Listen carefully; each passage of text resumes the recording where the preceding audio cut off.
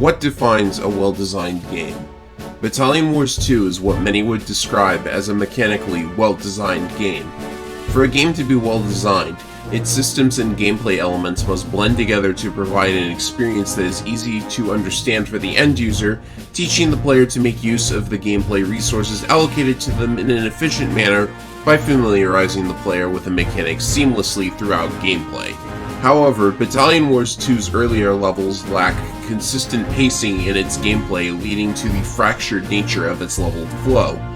This lack of direction in execution diminishes the experience of the end user, and seems to be the result of multiple contradictory design decisions made by publisher and designer. After the commercial failure of the original 2005 Battalion Wars, Nintendo took a more hands-on approach with the sequel, to its detriment, intentionally forcing a linear narrative and gameplay structure on the developers, limiting what they could do.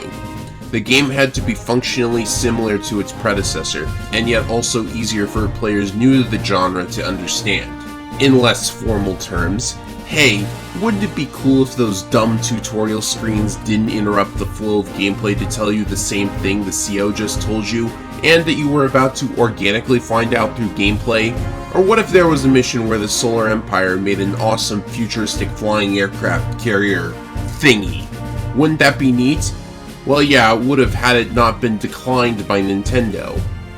When asked about the greater influence Nintendo had on the project and what they'd change about it, a developer who wishes to remain anonymous said this, quote, "One of our design goals was to simplify and broaden the game's appeal, following feedback from Nintendo and consumers. I definitely understand the criticism of the linearity of the levels though from fans of the previous game. I would like to have added some more interesting and innovative single-player levels with less hand-holding.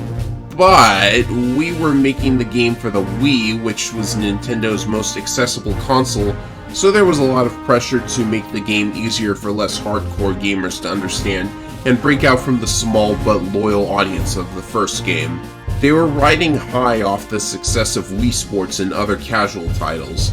When it became clear just how much of a success those titles were, they changed focus totally and shifted marketing money to the emerging casual games, which kind of hamstrung us a bit in a way." Unquote. Nintendo heavily influenced the fractured flow of levels in Battalion Wars 2 against the will of the designers. Ironically, Nintendo is the company that gave them the resources they needed to make Battalion Wars, forced a name on them that incited abuse from frustrated gamers, watered down the ambitions for a sequel, and whose actions possibly tarnished any hope of the series getting the finale it deserves. But to be honest, the fate of Battalion Wars is a lot more complicated than that. That, however, is a story for another day.